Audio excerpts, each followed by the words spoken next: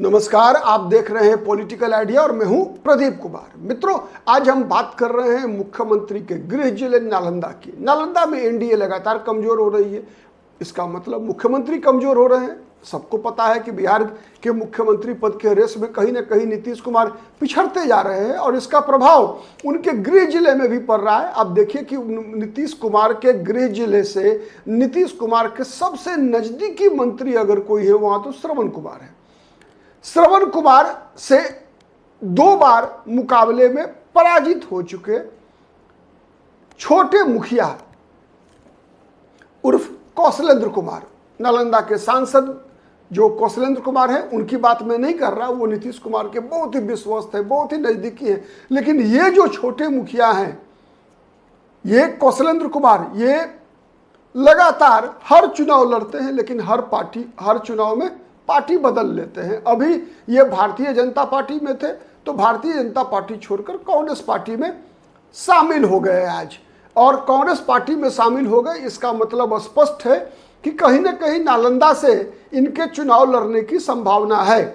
2015 में जब ये भारतीय जनता पार्टी में शामिल हुए थे तो आपको पता है कि 2015 में जनता दल यूनाइटेड आरजेडी के साथ गठबंधन करके चुनाव लड़ी थी, बीजेपी अकेले चुनाव लड़ी थी। तो चूंकि बीजेपी में जगह खाली थी नालंदा में श्रवण कुमार से मुकाबला करने के लिए, तो इसीलिए ये बीजेपी में शामिल हो गए थे 2015 में। और 2015 में इनका किस्मत केवल खराब था भाई, नहीं तो लगभग मात्र 3000 वोट से, 2996 वोट से बेचारे छोटे मुखिया जो है ये चुनाव हार गए थे, मात्र 2996।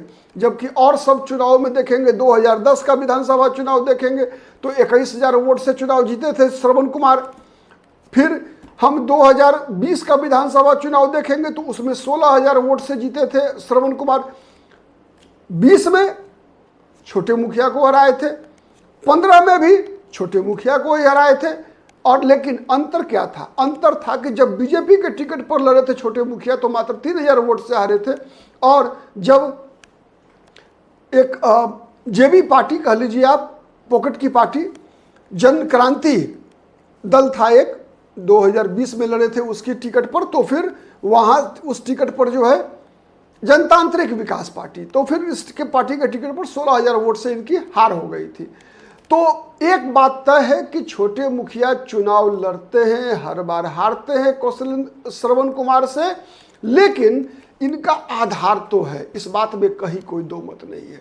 आप याद कीजिए 2015 में ये जबरदस्त चुनौती दिए थे नीतीश कुमार को, इसलिए कि कहीं ना कहीं नीतीश कुमार एक तरह से सेट कर गए थे एनडीए की राजनीति में।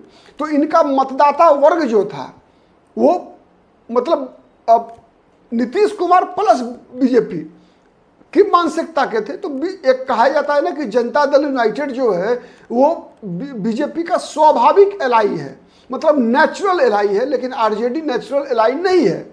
इसी आधार पर मैंने कहा कि चूंकि नेचुरल एलाई जब अलग होता है तो वोट का विभाजन होता है, लेकिन जब वही फिर 2020 में एक बीजेपी साथ थी श्रवण कुमार के, तो फिर मार्जिन उतना नहीं बढ़ गया श्रवण कुमार के चुनाव जीतने का।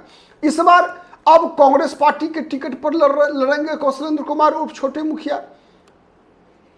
लेकिन एक अंतर यह है कि नीतीश कुमार की लोकप्रियता में ड्रास्टिक चेंज आया है, गिरावट आया है, उल्लेखनीय गिरावट है, स्पष्ट दिख रहा है। जितने भी सर्वे है, जितने भी ओपिनियन पोल है, हर में ये चीजें परिलक्षित हो रही है। तो सवाल ये उठता है कि इससे बेहतर मौका शायद छोटे मुखिया को नहीं मिलेगा। और कहीं ना कहीं एक और विषय है कि जब किसी दल को छोड़कर दूसरे दल में, अगर जिस दल में लोग शामिल होने का तांता लगा हो, तो समझिए आप कि उस दल के पक्ष में कुछ न कुछ हवा तो बह रहा है।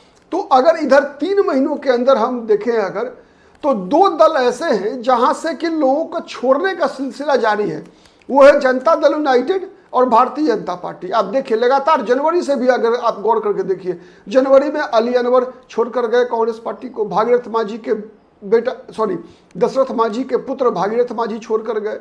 उसके बाद देखेंगे आप तो सुरेश चंचल नाम के जो एमएलए मुजफ्फरपुर जिले में आते हैं वो गए, फिर हाजी कुरैशी, वो जो इस्माइल जो एमएलए रहे हैं जनता दल यूनाइटेड के, वो गए। मास्टर मुजाहिद किशनगंज से, विशेष रूप से जो दलित और मुसलमान समाज के जो नेता हैं, वो उनका जनता दल यूनाइटेड छोड़ने का सिलसिला लगातार जारी है। और ये जब नालंदा में भी हो रहा है, नालंदा में भी लोग जब नीतीश कुमार के गठबंधन को छोड़कर प्रतिद्वंदी गठबंधन में जा रहे हैं, इसका मतलब है, इसका संकेत है कि कहीं ना कहीं नीतीश कुमार का आधार निश्चित रूप से कमजोर हो रहा है।